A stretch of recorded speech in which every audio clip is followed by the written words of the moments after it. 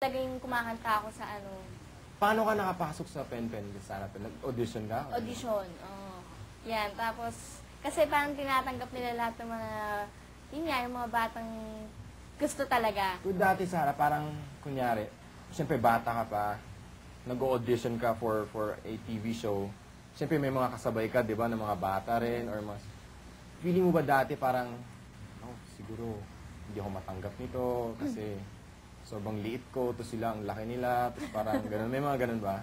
Oo, Or parang, lalo na pag nakikita ko yung mga kasamahan ko na, uy, ang ganda naman yan. damit, or... Ang ganda ng damit, Ay, tapos ang kinis, ang ganda-ganda, parang kasi, hindi, sa akin kasi mga nakikita ko nag-audition nun, mukha sila may mga may kaya ka, makikinis sila, magaganda, mistisa. Nanliliit ako sa sarili ko, nung mga 12 na ako, mga ganun. So hindi mo rin in-expect na matanggap ka sa audition for the TV show? Oo. Pero nung napasok ka, nung pumasa ka, anong feeling? Nung nasa show ka na mismo? Sa Star for a Night. Sa Pen-Pen, di Sarah Pen, Sa di ba? Pen-Pen. Oo. Naalala mo Kasi ba? ano lang yun eh, parang mga 5 lang ako. Hindi mo masyado mahirap. Ano feeling mo dati parang laro lang to? Parang hindi mo alam na Oo. parang... Hindi ko alam na, Parang... na ano yun, na Trabaho. trabaho. Oo. Alam ko ano, laro lang. Ito, di ba pumasok ka rin sa... napasok ka rin sa Ang TV? Di ba? Oo.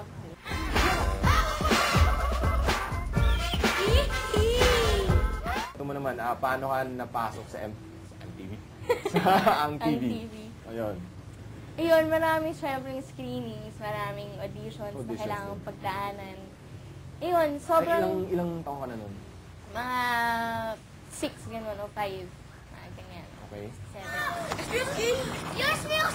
Sinong artista ang bagay sa vulkan? Sino? Eh di si Gina Lahar! Sobrang nasa starstruck ako kila Zolina Magdangal. Oo. Kay Zolina, kaya... Ano, may naging best friend ka rin doon? First Best na, or naging kaibigan na showbiz, taga-showbiz, pinaka-first na naging kaibigan mo sa showbiz, meron ba? Si Alwin. Si Alvin. Oo, sila Alwin. Yan, kalaro ka sila noon. Na, yun nga, Okay. nagkakwentuhan nga kami. Naalala mo pa ako yung ganyan-ganyan. Kumanta pa ako dun sa birthday niya. Kinanta ko Oo pa nga, yung oo nga. Maria Mercedes, Sayo Marimar. Ayaw, sampulin mo nga, para kasi gayang-gaya mo yung Maria Mercedes, si Ganon? Thalia, di ba? Sample mo nga. Ano ba doon? Yung gano'n mo.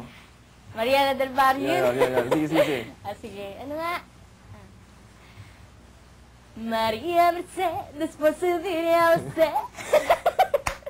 Yan yung kuwang ko ni Sarah yun, no? Favorite ko yun sa Thalia. Oo. Di ba? So, pinapanood mo yung mga TV shows niya? Oo. So, Pati ito. ikaw hindi?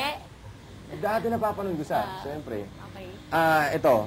First movie mo yung Sarah, ang Munting Prinsesa. Oo. Nakita ko yun, may poster ka doon. Meron ka nasa poster ka, di ba? Anong feeling mo? First movie mo, tapos ilang taong ka lang mo? Mga 7 na siguro. 7? Oo. 7 years old, tapos may movie ka na, nagkaroon ka na ng movie. Anong feeling? Parang, Ang sarap. Sobrang sarap. paano ba? I-describe mo yung nasa set ka.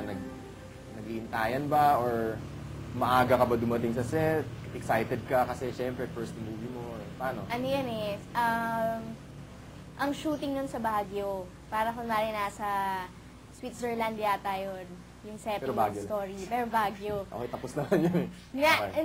ang saya-saya ko kasi feeling ko talaga kasama ako sa Sarah ang Munting Prinsesa. Kasi may ano yun, di ba? Parang yung cartoon siya.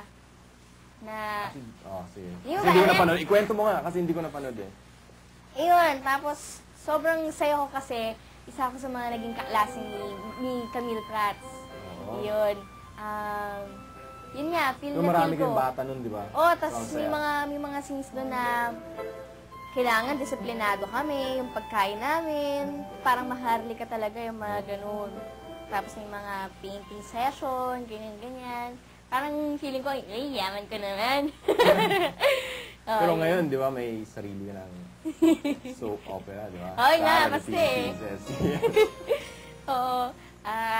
Sobrang, hindi ako makapaniwala no kasi, uy, magiging Sarah the Teen Princess ako, parang gano'n, parang, Sarah, parang tumugma din sa akin kasi di ba si Sarah ang Teen Prinsesa, parang gano'n. Saya-saya ko talaga. Same feeling din kasi ito ngayon parang soap opera na to, sarili mo. So, anong feeling mo nung first na in-offer sa'yo? Yung parang binigay sa'yo, yung nalaman mo na bibigyan ka ng soap opera. Nung una ko nalaman, parang naguguluhan pa ako kasi hindi ko talaga malaman kung ako talaga yung lead. Ako ba? O kasama lang ako sa sa show.